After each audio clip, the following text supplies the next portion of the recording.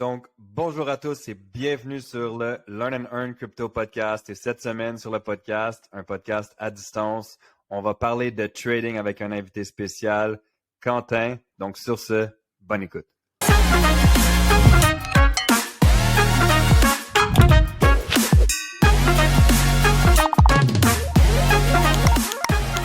Alors, guys, comme vous savez déjà, on n'est pas des conseillers financiers. Peu importe qu'est-ce qu'on va vous dire aujourd'hui, ce qu'on va discuter, rien ne peut être vu comme un conseil financier. Vous devez faire vos propres recherches, vos propres analyses et vos propres décisions. Le trading, c'est risqué. D'accord? En gros, on n'est pas conseiller financier. On va jamais vous demander de l'argent. Faites attention, il y a des faux comptes sur Instagram, etc. On va pas venir vous demander de l'argent. On va pas venir vous dire d'investir pour vous ou de mettre dans un compte qui vous ramène je sais pas combien. Faites attention, ce sont des arnaques. Alors aujourd'hui, on a la chance, JP, d'avoir Quentin avec nous. Hey Quentin, j'espère que tu es excité d'être là. Ouais, vraiment excité. En vrai, c'est la première fois que j'ai l'occasion de vraiment échanger avec vous, donc ouais, excité de pouvoir partager. J'ai hâte de savoir quelles vont être vos questions en soi, de quoi on va pouvoir parler. Yes. Génial. Alors, Je crois que même avant de commencer, je crois que tu pourrais prendre une ou deux minutes pour te présenter, puis dire de où est-ce que tu es parti, ce qui t'a lancé dans le trading, puis tout ça. Ok, ouais, on va faire ça. Ça va être. J'essaie de faire le plus concis parce que j'ai un parcours assez long en soi. Ça fait quand même. Ça va faire 5 ans en septembre que j'ai mis un pied dans l'industrie du trading. Moi, de base, je suis quelqu'un de totalement normal. C'est-à-dire que je viens du domaine du salariat. Je me suis lancé dans le trading en 2017, septembre, par là à peu près, il me semble. Et je sais pas, vous étiez dans le trading en 2017, vous deux? en Non, 2000 pas quoi? pour ma part. En 2017, vous étiez, En vous avez déjà 2017, t'as commencé? dit? Ouais. Ouais, moi, j'ai commencé en 2016. 2000, ouais, 2016. Ok. Je sais pas si c'était pareil au Canada, mais ici, en tout cas, 2017, c'était vraiment le début. C'était vraiment le début. Je crois qu'il y avait que un mec ou deux sur les réseaux qui commençaient à introduire le trading, et du coup, ça commençait à, on va dire, faire juste parler de ça, hein, on va dire, le trading à l'époque. Et ce qui s'est passé, c'est que je me rappelle à l'époque, je voulais juste en fait faire de l'argent en plus pour changer de situation. Je vous épargne tous les détails, mais ce qui a fait que j'ai voulu ça, c'est pas que mon métier me déplaisait, bien au contraire. J'étais soigneur animalier, donc de base, vraiment rien à voir avec le trading. J'ai fait menuiserie, charpentier naval, j'ai fait pas mal de métier manuel, on va dire. Et ce qui s'est passé, c'est qu'en fait, après 3 ans dans ce métier de soigneur, c'était un bon métier, hein, j'aimais bien, j'étais pas stressé, je regardais pas l'heure passer. C'est juste que après être arrivé à la situation de monsieur et madame tout le monde, c'est-à-dire j'avais un appartement, j'avais ma voiture, j'avais une totale indépendance.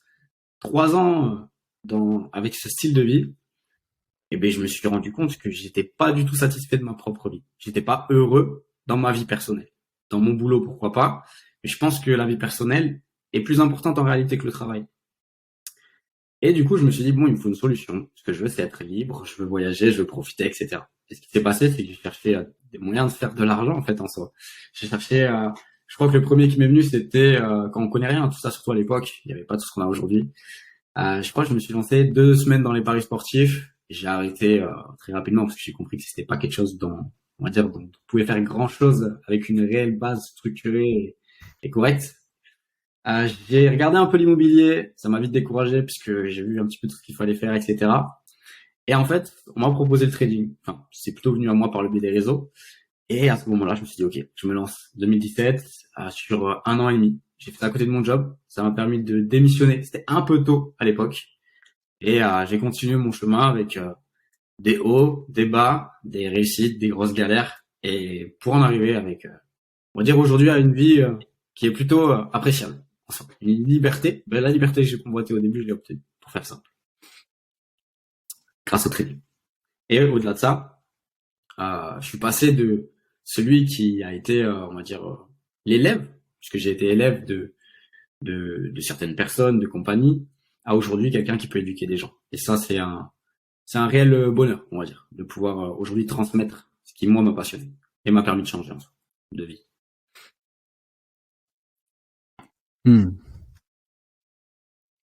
C'était, C'est excellent. ouais, c'était déjà très complet. Et toi, en fait, parce que tu nous dis justement qu'à ce moment-là, tu as réalisé que dans ta vie personnelle, tu n'étais pas comblé, mais dans ta vie professionnelle, oui, mais pas dans la vie personnelle. Mais c'est quoi? Est-ce qu'il y a un événement spécifique justement qui t'a fait réaliser après 3 ans que tu pourrais pas continuer comme ça? Est-ce qu'il y a un événement spécifique, quelque chose, une situation que tu pourrais définir aux gens? Peut-être que les gens vont se connecter à cette situation aussi puis dire, tu sais quoi, moi, je ressens la même chose que Quentin. Moi aussi, je veux prendre un virage différent. C'est quoi cette qui est venu bouger, qui est venu allumer la bougie? Bah en fait, si tu veux, je suis quelqu'un, moi j'aime beaucoup avoir une direction et j'aime bien essayer et expérimenter ce qu'on me dit. Tu vois, je suis pas quelqu'un qui met quelque chose dans ma tête, qui va le laisser là, faire de ça une réalité alors que j'en ai pas fait l'expérience. Et moi, pourquoi est-ce que je suis allé chercher ce métier-là en soi de soigneur animalier? Parce que je pense que ça, c'est le cas de beaucoup de monde, de ce que j'ai pu voir au fur et à mesure des années. Des gens qui ont pu me dire que c'était pareil pour eux. C'est qu'en fait, on m'a expliqué, quand j'étais plus jeune, que pour être heureux, en fait, c'est ça le but, c'est d'être heureux dans la vie.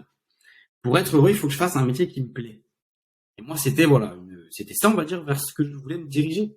Donc, j'ai recherché. J'ai fait, comme je vous ai dit, menuiserie, charpentier naval. J'ai travaillé dans différents petits métiers comme ça pour tester. C'était cool, mais voilà, j'étais pas réellement épanoui. Et ce métier-là, c'était réellement un métier que je kiffais. Tu vois, j'étais avec les animaux, je m'occupais des loups, des trucs de fou, tu vois, c'était vraiment cool. Et en fait, c'était comme si j'étais arrivé à la fin d'un but ou d'un truc qu'on m'avait dit. C'est comme si on m'a dit, écoute, si tu vas en Espagne, c'est le paradis, tu vois. Et sauf que tu arrives là-bas et tu vois tout autre chose. Là, c'était pareil. Je suis arrivé dans la finalité, c'est-à-dire trouver un métier qui me plaît pour être heureux. Ce qu'on m'avait expliqué pendant des années. Et sauf que, obligé de constater qu'au bout de plusieurs années, oui, bien sûr, c'est super important d'avoir un métier qui te plaît et d'être bien dans ce que tu fais. Mais si c'est que ton métier, ça va pas réellement t'aider toi dans ta vie personnelle. Et là où tu peux être vraiment épanoui et où je pense que c'est réellement nécessaire, c'est dans ta vie personnelle. Et donc à ce moment-là, ça a été, on va dire, déjà une butée qui s'est fait avec, sur quelques semaines, mois, j'ai commencé à me dire, ouais, mais là, c'est bien, mon métier, il est bien, c'est cool, mais je fais quoi, moi? Je regardais ma vie personnelle. Je rentrais chez moi, j'étais KO. C'était très physique. Donc j'avais très mal au dos déjà à l'époque. Je rentrais chez moi, c'était télévision. En fait, tu fais rien. C'est-à-dire que c'est vraiment l'idée de on te met dans une structure et j'étais vraiment un robot réellement. Moi, je suis quelqu'un, j'ai pas honte de dire ce que j'ai été. Et j'étais un robot. En soi, même si j'étais épanoui dans mon travail, dans ma vie personnelle, j'étais un robot. Et en constatant ça, et je me suis dit à un moment donné, stop. Et le seul truc qui m'a fait vraiment un petit déclic, à part cette compréhension sur le long terme, ce qui m'a fait le petit déclic, c'est que justement un jour, j'étais vraiment chez moi dans mon appart à la débauche après une longue et dure journée. Je crois que c'était en plein été, à la chaleur, en pleine chaleur et tout. Je me suis assis sur mon canapé, comme d'hab, en train de manger. Et voilà, je bougeais pas, je regardais la télé. Et en fait, je crois que j'ai regardé, je sais plus c'était quoi l'émission, mais c'était un mec qui voyageait, tu vois. Un mec qui kiffait sa vie, qui était vraiment libre en lui pour le coup de faire ce qu'il voulait en fait. Et quand j'ai vu ça, je me suis dit, mais ça, c'est ça que je veux. Tu vois. Moi, je veux être libre comme ça. Et c'est là où moi j'aurai mon bonheur. C'est quand je vais voyager, quand je vais pouvoir profiter de la vie, je vais pouvoir faire on va dire, le réel épanouissement de sa personne en soi. Tu vois, on peut s'épanouir au travail, mais en réalité, l'épanouissement personnel, le problème, c'est que, en fait, on inverse les choses. On dit que pour vraiment s'épanouir personnellement, il faut s'épanouir dans son travail. Mais je pense que le travail, c'est juste une pièce du puzzle qui doit se raccrocher à toi, qui fait que si t'es très bien, toi, dans ta vie personnelle, que t'es libre, que tu construis ton petit business, mais en même temps, on va dire que t'es pas emprisonné. Si ton travail, c'est ça, alors ton épanouissement, il est beaucoup plus grand, tu vois, à mon sens. Et donc, c'est là où j'ai commencé à bien kiffer. Après, ça a pris du temps. Mais c'était vraiment, on va dire, ma vision à ce moment-là. Merci de nous l'avoir partagé. Ouais. Puis, qu'est-ce qui a fait ensuite que t'as vraiment accroché avec le trading et que t'as su persister? Parce qu'on sait que c'est un domaine extrêmement difficile qui demande des aptitudes techniques, des aptitudes psychologiques, émotionnelles, toutes sortes d'aptitudes à développer. Et 98% des gens perdent. 98% des gens vont jamais gagner pour toutes sortes de raisons différentes. Pas nécessairement parce que c'est si compliqué, Mais en tout cas, comme on sait déjà, on en a parlé dans différents podcasts, pour toutes sortes de raisons différentes. Qu'est-ce qui fait que toi, tu as vraiment accroché et tu as réussi de passer de 98% aux 2% qui font ça, quoi, et puis voilà, qui font ça à temps plein, qui ont réussi dans ce domaine-là. Ça serait quoi un peu ton parcours de ce côté-là? Même que si moi j'aimerais rajouter quelque chose dans la question, c'est que c'est quoi les obstacles auxquels que tu as fait face, mais qu'est-ce qui a fait aussi en sorte que tu as su persister et réussir là-dedans?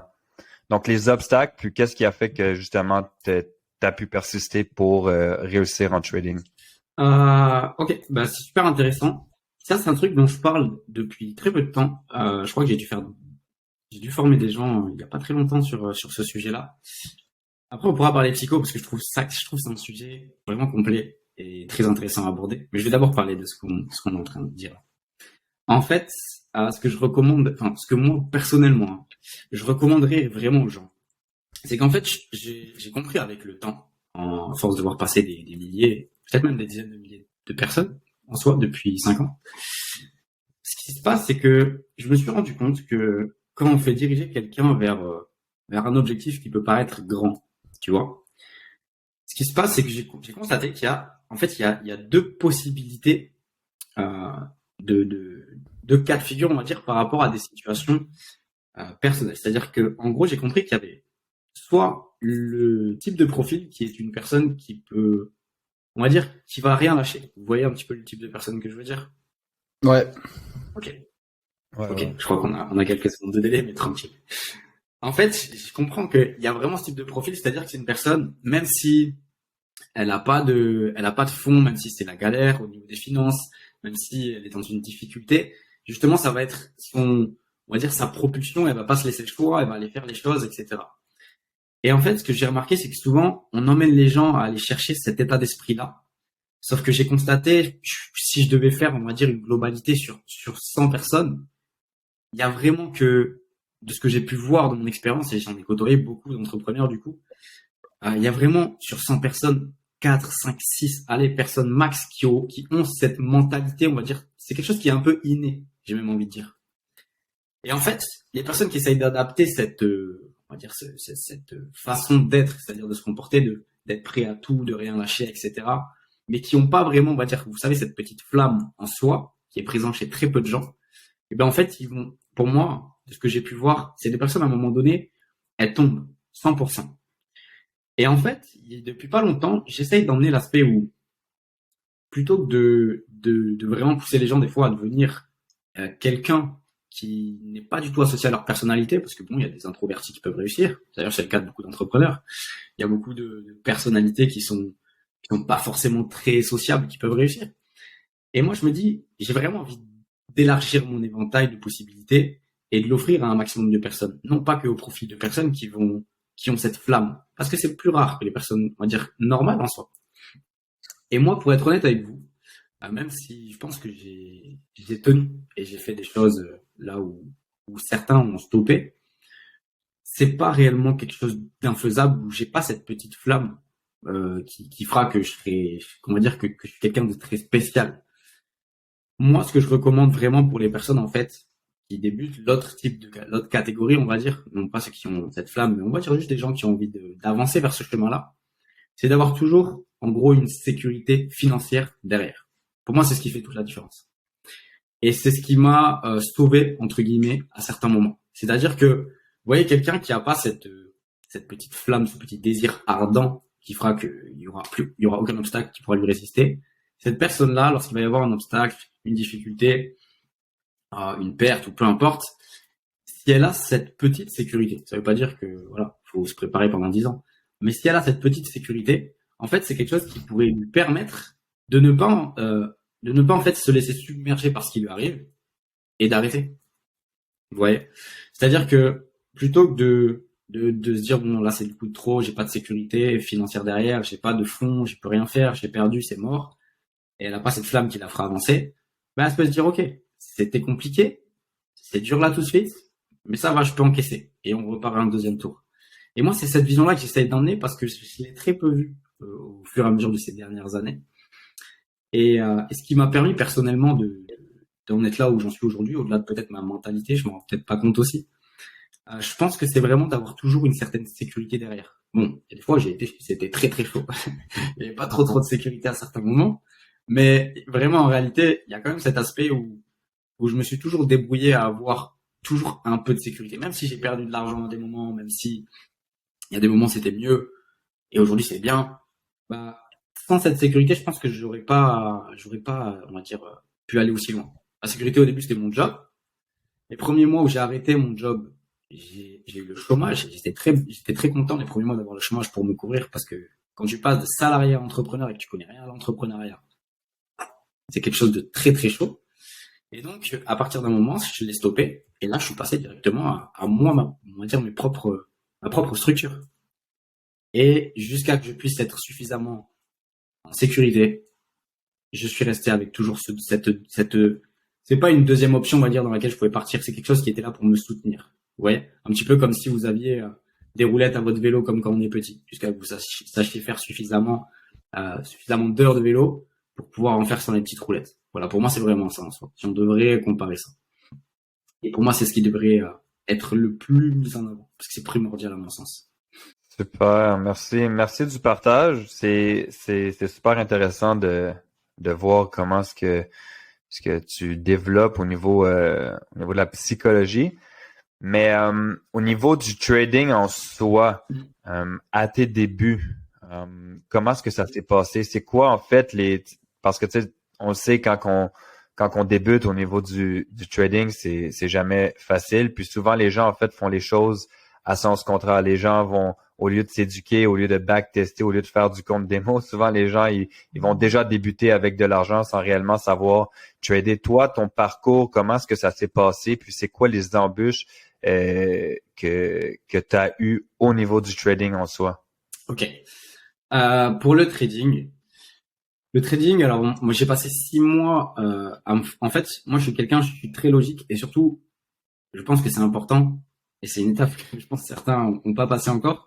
C'est qu'en fait, je suis quelqu'un, je ne me mens pas. Vous voyez, je suis très réaliste vis-à-vis de ce que je suis et de ce que je fais. Et moi, j'ai passé les 6 premiers mois dans le trading à me former auprès d'un gars sur les réseaux sociaux. Alors, il était vraiment très très nul. Je crois ça faisait que 2 mois qu'il s'était lancé dans le trading. Il avait déjà créé un business d'affiliation énorme. Et c'était un des premiers qu'il avait lancé en France. Et je l'ai suivi pendant 6 mois. J'ai cramé 3 comptes à 200 euros. Mais en fait, j'avais toujours cette logique de me dire, ok, ça va pas. Il y a des choses qui font que là, c'est la loose. Mais il n'y a pas de problème dans le trading. Le seul problème, il est vis-à-vis de ce que lui il transmet qui n'est pas suffisant et de ce que moi je sais qui n'est pas suffisant. Et donc, dans cette optique-là, c'est un peu comme quelqu'un qui se mettrait à faire du foot et qui au bout de 6 mois se dit, voit qu'il n'a pas de niveau et qui en voudrait au foot lui-même. Non, il faut qu'il constate que, ok, si je suis toujours pas assez bon, c'est qu'il y a quelque chose chez moi qui va pas, ou je suis pas le bon entraîneur, ou ma manière de faire n'est pas la bonne. Et c'est vraiment ça pour moi qui est le plus important. Et ceux qui pensent au bout d'un certain temps que le trading c'est pas quelque chose de concret pour eux, c'est comme quelqu'un qui réussirait pas dans le foot et qui dirait bon le foot c'est vraiment nul, c'est pas quelque chose d'intéressant. Non, on va dire que c'est le niveau personnel qui fait aussi on va dire le résultat derrière. Et donc moi mes embûches, ça a été j'ai pas vraiment eu d'embûches en réalité sauf le fait que voilà, je manquais de formation à l'époque. Je manquais de contenu parce qu'à l'époque c'était chaud et pas tout ce qu'on a aujourd'hui. Aujourd'hui, on a vraiment quelqu'un qui veut réussir en trading, il se donne les moyens, il y a tout ce qu'il faut partout, en réalité. Et du coup, bah, en fait, je me suis lancé, enfin, c'est un inconnu qui m'a contacté à l'époque, au bout de 6 mois. Et c'est là où je me suis lancé dans IAM. Il m'a proposé IAM, je me suis dit, bon, let's go. Et là, j'ai découvert l'académie américaine, j'ai découvert les traders américains. Et là, j'avais, on va dire, c'est comme si c'est comme si j'étais un enfant devant un magasin de gâteaux ou des trucs comme ça. J'ai été trop refait. J'ai eu tout ce que j'avais besoin en fait pour réussir en trading. Et donc j'ai commencé à vraiment écouter par-ci, par-là. Je suis allé voir les Anglais, je comprenais rien, mais vu que tu connaissais un petit peu le langage du trading, c'est un peu pareil entre le français et l'anglais. Et donc en fait j'ai commencé à trouver vraiment chaussures à mon pied. Et si je peux dire quelque chose qui a fait c'est que faut être passionné. Tu vois. Faut être passionné. Si dans le trading, t'es pas passionné, faut pas t'attendre réellement à aller chercher, je sais pas, une forte réussite. Mais je pense que c'est comme dans tout, tu vois. C'est si tu te lances en tant que boulanger, je sais pas, tu veux faire carrière. Mais si t'es pas passionné, tu vas rester au stade d'ouvrier peut-être. Tu vas faire ton truc et c'est tout. Par contre, un passionné, il va peut-être ouvrir sa boulangerie, donc il va peut-être réussir plus que d'autres. Il va peut-être sortir plus d'argent. Pour moi, tout a une logique. En fait, pour moi, vraiment, dans ce monde de l'entrepreneuriat, tout est logique. Tout est très très logique. Et pour moi, c'était ça. J'ai été passionné. Et ce qui m'a beaucoup aidé, c'est de partager. À l'époque, j'étais le premier, j'étais peut-être pas, je crois qu'il y en avait un autre avant moi, mais j'étais un des tout premiers qu'on sollicitait pour faire des formations, parce que je kiffais ça, même si c'était très stressant au début. Et en gros, vu que quand tu transmets, t'es obligé de. En fait, je pense que le fait de vouloir transmettre, ça crée quelque chose aussi chez l'individu qui fait que t'as pas le choix de t'arrêter. Enfin, t'as pas le choix plutôt de continuer. Si tu t'arrêtes, tu vas enseigner quoi aux gens qui vont arriver après toi? Quand moi je vois qu'aujourd'hui ça fait 5 ans et je me dis je continue d'enseigner de nouvelles choses, etc. C'est parce que justement j'enseigne. Parce que je sais qu'il y a des personnes qui sont là depuis tant de temps, elles ont besoin de découvrir plus de choses, d'aller plus en profondeur. Et donc moi à côté, en fait, je suis toujours en train de rechercher, de regarder, de tester. Je passe du temps derrière les graphiques, j'expérimente, je vois où il y a des erreurs, je kiffe faire des erreurs. Je regarde où il y a des erreurs, je regarde. Et en fait, je pense que c'est ce truc continu de toujours vouloir échanger ou transmettre qui fait que tu t'arrêtes pas en fait. Parce que c'est comme si dans mon engagement personnel, j'étais pas tout seul, tu vois. C'est-à-dire que je sais que je porte quelque chose et je porte, on va dire, la réussite aussi de certaines autres personnes, même si ça repose que sur eux. Ça passe par on va dire, la transmission que je fais.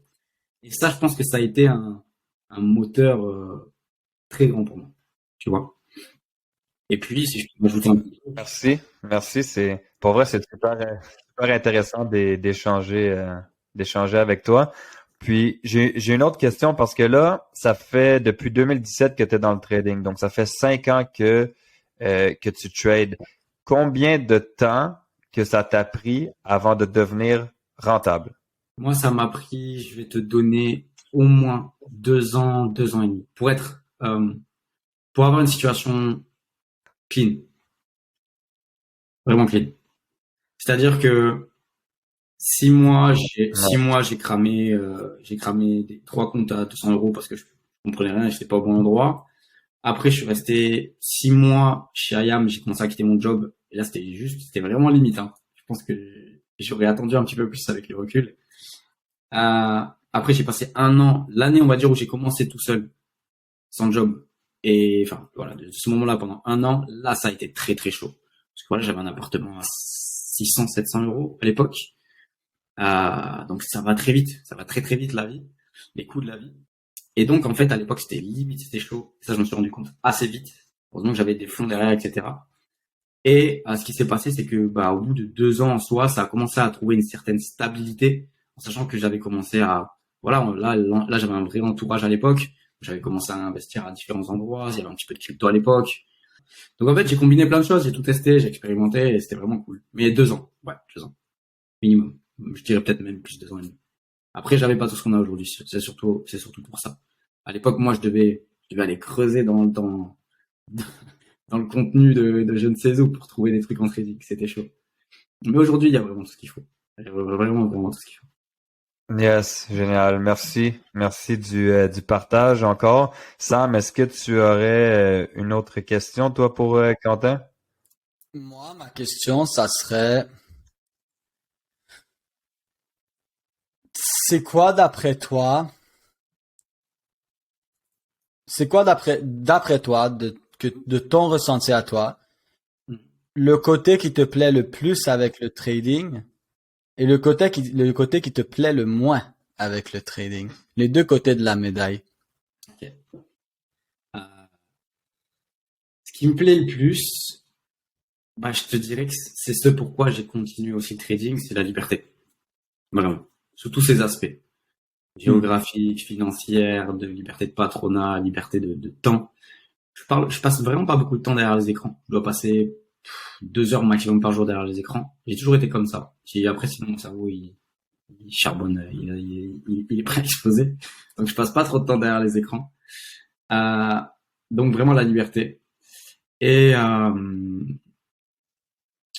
qu'est-ce qui me plaît le moins dans le trading?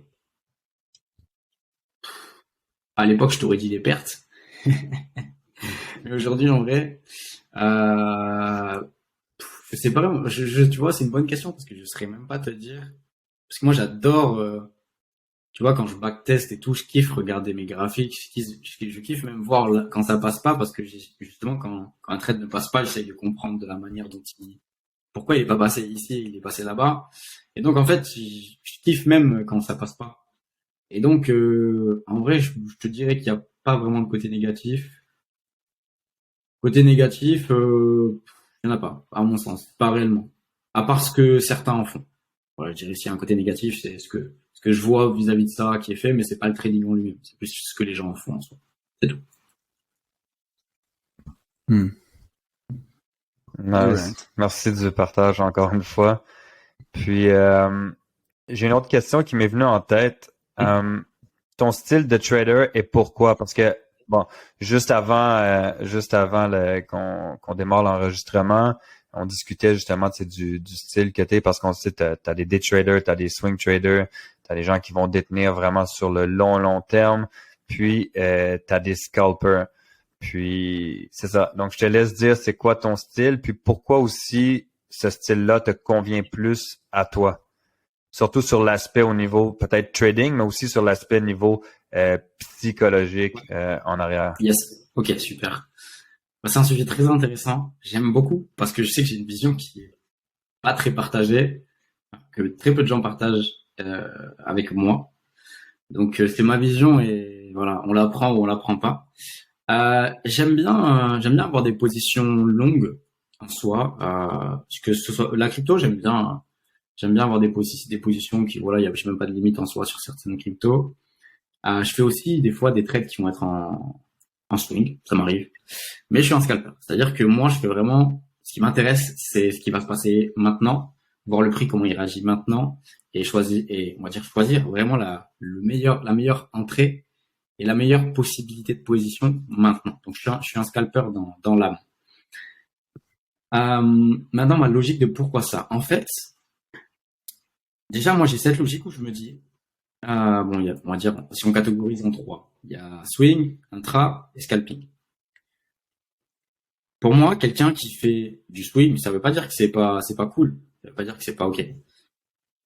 Mais quelqu'un qui fait du swing avec des prix d'entrée en scalping sera toujours meilleur que quelqu'un qui fait que du swing.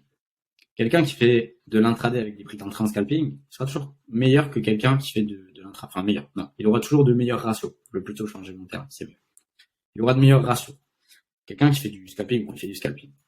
Et en fait, moi, c'est ça que j'ai commencé à comprendre avec les entrées en scalping, c'est que je voyais des ratios en intra ou en swing qui partaient sur des ratios de 10, des trucs comme ça. C'est intéressant, tu vois. Si tu risques du 1%, tu vas chercher du 10%. C'est pas mal. Il y a du 10, du 15, du 20. C'est intéressant. Et je me suis rendu compte qu'en fait, avec des prix d'entrée en scalping, on peut changer ces ratios de 10, par exemple, en ratio de 20, 30, pour on va dire le même setup, juste avec des prix d'entrée beaucoup plus précis et du coup des SL moins larges. Et donc, en fait, je suis resté dans cette logique. Et je me suis entraîné pendant plusieurs mois au SMC, vraiment au scalping pur et dur. J'ai toujours été scalper, plutôt en termes de profit.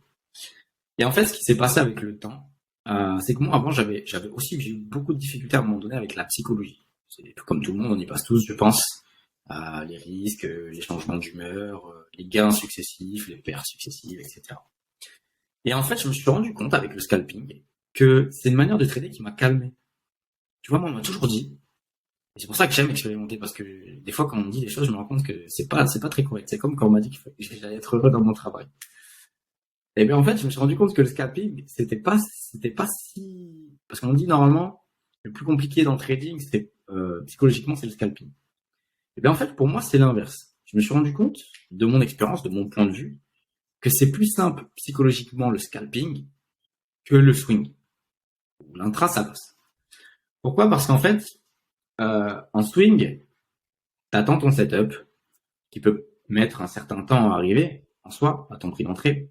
Ça veut pas dire que je les prends pas, hein. J'ai beaucoup de setups que j'aime faire en swing, mais avec des prix d'entrée en scalp.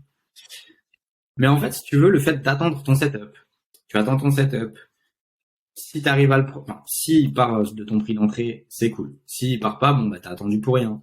Si jamais il part de ton prix d'entrée, il fait 20-30 pips, il retourne à ton prix d'entrée, tu BE, après, ça se trouve, il va vers ton SL ou ton TP, donc t'as raté l'opportunité au final. Et en fait, je me suis rendu compte que le fait d'attendre, et de parfois ça passe et parfois ça passe pas, en fait, le fait de passer beaucoup de temps à attendre des setups, pour moi, c'était très frustrant. Tu vois? Et ce qui se passe, c'est qu'avec le scalping, je me suis rendu compte que, bah écoute, dans tous les cas, toujours, moi, je suis très logique en trading. C'est-à-dire que j'ai mon ratio, je lance mon trade, je risque, à imaginons 1%. Voilà, mon trade, il passe ou il passe pas. C'était calculé, c'est dans mon plan de trading. Et donc, en scalping, ce que j'ai kiffé, et ce qui m'a fait changer vraiment ma psychologie, c'est que, bah, réellement, ton setup, il est là. Dans 3 heures, tu sais s'il est passé ou pas. T'as pas besoin d'attendre une semaine, 3 jours, 4 jours. Prends ton trade, soit s'il vient pas hit le prix d'entrée, bon, bah, dans 3 heures, t'as un nouveau setup. S'il vient hit ton prix d'entrée, qui fait une certaine distance et qui revient BE, c'est pas grave. Tu vois, tu vas en avoir un autre setup dans 10 minutes, 15 minutes, ou sur une autre monnaie, en direct. S'il va SL, bah, ça fait partie du plan. Moi, je sais que les SL, ça m'impacte plus trop en soi. Parce que je suis pour moi, le trading, c'est de la logique et des maths.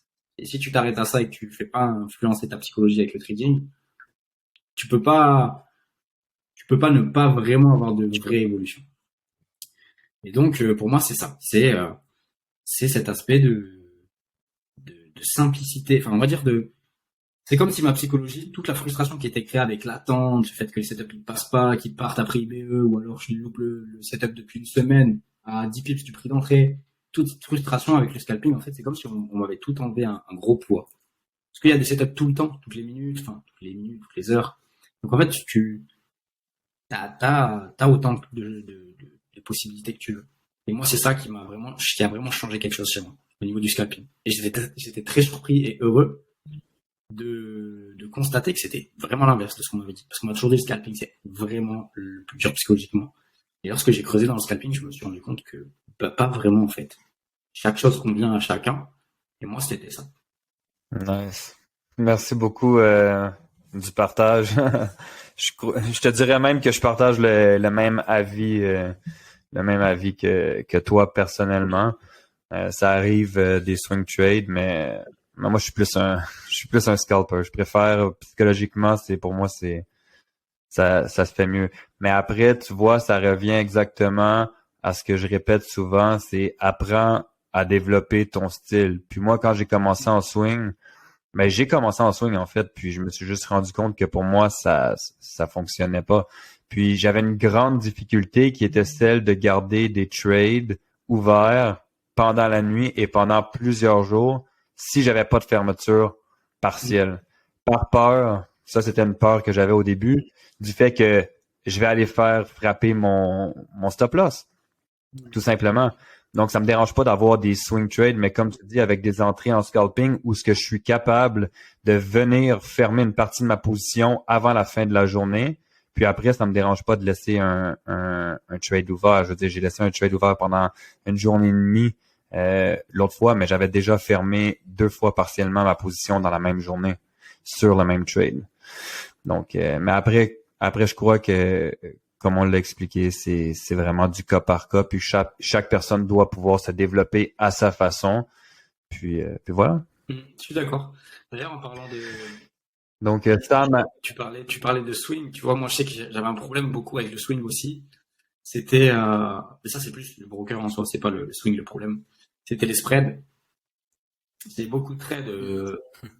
c'est beaucoup de trades BE ou... Enfin, qui ont BE et encore... Si t'as un gros spread à 23h ou minuit, même si t'as un BE, ton SL, il peut partir ton BE, il peut partir en SL. Et donc, ça m'est arrivé plein de fois d'avoir des setups qui étaient bien beaux et tout, qui se faisaient sortir par des spreads, ou pas forcément un spread, mais un mouvement de marché à 23h. Et ça m'avait pas mal calmé aussi. Enfin, c'était compliqué, du coup, parce que tu te dis, bon, je fais du swing, mais en même temps, je dois trader que sur la journée. C'est compliqué. Ouais, moi personnellement, j'aime beaucoup le swing et le day trade. J'ai commencé avec le scalping, en fait, il y a 5 ans. Mais le truc du swing, c'est que tu dois hedge des positions. Genre, si tu veux vraiment venir contrôler ton risque, c'est parce que ça, je pense, c'est un des plus grands défis des gens, c'est qu'ils swing, mais ils comprennent pas que quand tu swing, tu as un nouvel élément qui rentre, la gestion du trade. T'as une gestion du trade quand tu scalpes, t'as une gestion du trade quand tu fais du day trading. Quand tu swing, ça devient de la vraie gestion de trade. T'as besoin de gérer ton trade et t'as besoin de prendre de hedge. Par exemple, moi, il y a une position que je suis rentré, il y a un certain prix, ça fait quoi? 45 jours qu'elle roule ou 50. Je suis à la moitié du profit que je voulais faire dessus, mais ça m'a pas empêché de reprendre des entrées à court terme, de reprendre des ventes à plus court terme. Alors, le truc, c'est de savoir gérer ton trade. Quand tu swings, tu dois être capable de savoir où tu vas prendre du profit partiel. Alors, le swing trade, il faut vraiment que les gens réalisent que c'est pas juste un trade. C'est vraiment une position que tu vas devoir gérer aussi. Alors, tu viens dans ta position, tu gères ta position, tu vas la hedge aussi. Donc, tu peux être en achat, mais mettre des ventes dans cet achat. Donc, il faut que tu sois prêt à comprendre que cette position-là, c'est une position que tu vas gérer sur un certain nombre de temps et que tu vas sûrement rendre encore plus profitable en la hedgeant. Et ça, je pense, c'est un des défis des gens, c'est parce qu'ils viennent puis ils mettent la position puis c'est comme je l'oublie. Mais tu peux pas oublier une position pendant 60 jours. Tu dois la, Pas tu vraiment, vois, non. si tu veux faire ça, là, juste bâtis ton portfolio. Achète des actions, achète de la crypto. Tu l'as acheté, c'est dans ton wallet. Bâtis ton portfolio, oublie-le. Quand tu swing trade, tu peux pas juste oublier ta position pendant 60 jours. Il faut que tu aies un plan pour la gérer. Puis après, les émotions, c'est vrai. Moi, c'est bizarre à dire et puis, bon, je vais pas dire que j'ai absolument aucune émotion, mais je sens vraiment que j'ai aucune émotion quand je trade, quand je swing trade. Pour moi, c'est vraiment un jeu. Je regarde le marché, on dirait un jeu. C'est juste un jeu. Je regarde mon portfolio, je regarde mon compte. Pour moi, les chiffres, c'est juste un jeu. Je sais pas comment l'expliquer. Mon cerveau n'a plus aucune réaction aux chiffres. C'est juste un jeu. Ouais, moi je suis 100% d'accord avec toi pour la gestion du trade et le hedging quand tu prends une position swing. Puis pour l'adoption en fait du mindset et de la mentalité à avoir par rapport à l'argent. Puis ça revient à ce que tu as déjà dit, Sam, puis qu'on a déjà répété à maintes reprises, qu'il faut se détacher de l'argent. Puis je crois que c'est une des choses qui est la plus difficile à faire, surtout pour les gens qui sont pas nés dans l'abondance monétaire. Parce que moi, personnellement, je suis loin d'être né dans l'abondance d'argent. Donc, quand que t'es pas né dans l'abondance de cet argent-là, puis surtout quand tu commences à en faire de la belle argent, à ce moment-là, vient une crainte qui se développe où ce que tu peux avoir peur de manquer d'argent. Puis dès que tu as peur de manquer d'argent, c'est là que tu vas venir rattacher tes émotions à cet argent-là. Mais quand tu arrives sur le fait où ce que tu vois le marché plus comme un jeu, puis que tu trades plus comme un robot, ce qui devrait être pour tout le monde, je crois que ça devient encore plus facile, là. Ouais, 100%. Voilà. Je pense qu'on a honnêtement fait un bon tour. Ouais, je suis vraiment d'accord avec ce que tu dis. Ouais, vas-y. À la gestion de trading, c'est vrai que tu vois, la gestion de trading, c'est quelque chose que j'ai rarement vu en termes de formation. C'est-à-dire que il y a des formations sur beaucoup de choses en trading, mais la gestion de trade, c'est hyper important. Et pourtant, c'est vraiment pas quelque chose qui est très mis en avant. Et donc, je trouve ça super intéressant. Ouais. Et après, les émotions humaines, je sais que, à dire malheureusement, même si après, je pense que l'expérience joue avec avec, on va dire, là où on en est vis-à-vis de nos propres émotions. Enfin, moi, je sais que c'est ça personnellement. Mais malheureusement, vu que l'humain a un émotionnel déjà qui est contrôlé dans quasiment aucune circonstance de leur vie, quand c'est face à de l'argent, je pense que très peu de gens, on va dire, sont réellement dans un état neutre, tu vois, dans ces moments-là, vis-à-vis du trading. Yes. Ouais, OK, génial. Ben, je crois qu'on a fait un bon tour. Merci Quentin pour être venu sur le podcast. Ce fut super agréable de t'avoir parmi nous. Ouais, ça m'a fait plaisir. Puis voilà. Donc Sam, tu donnes... génial. Sam, tu donnes le mot de la Mais fin. écoutez, guys, moi, je pense que aujourd'hui, on a touché certains aspects qu'on n'avait pas nécessairement vus de cette façon-là. Alors, ça a été super cool d'avoir Quentin avec nous. C'était super cool, Quentin, que tu viennes amener cette perspective et ces mots différents. Comme ça, ils l'entendent d'une façon différente, d'une personne différente, avec une expérience différente. Alors, merci beaucoup pour être venu partager ça, Quentin. Puis, guys, vous aimez le podcast, vous êtes en train de l'écouter. La réalité, c'est que si vous l'écoutez et que ça vous aide, ça peut aider quelqu'un d'autre. Alors, partagez-le. Partagez-le parce que c'est gratuit. Partagez-le parce que de la même façon que ça vous aide, ça peut aider d'autres gens. Alors, guys, partagez le podcast et on se voit sur le prochain épisode. On en fera sûrement un autre avec Quentin. C'était super intéressant. Alors, voilà, guys. Je vous souhaite une belle journée.